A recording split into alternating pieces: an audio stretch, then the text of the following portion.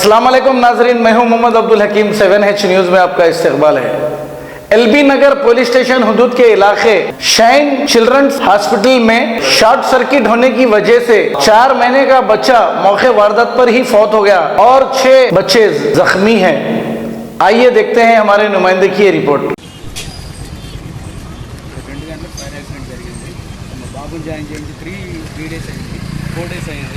ఇది ఇక్కడ fire accident కావటం ఇది థర్డ్ టైం. ఇది 4 డేస్లో థర్డ్ టైం యాక్సిడెంట్ అయింది. ఫైర్ యాక్సిడెంట్ అయింది థర్డ్ టైం. ఇది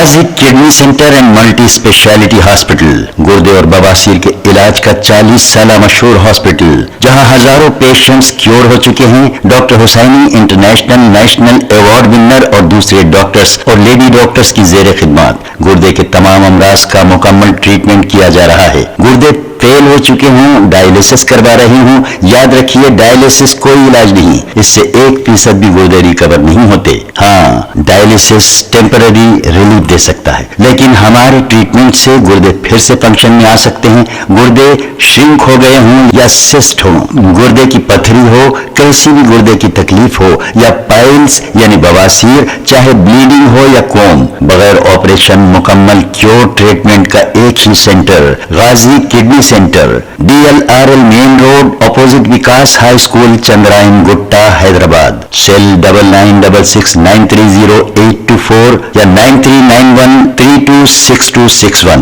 देखते रहिए 7H न्यूज, आपकी आवाज।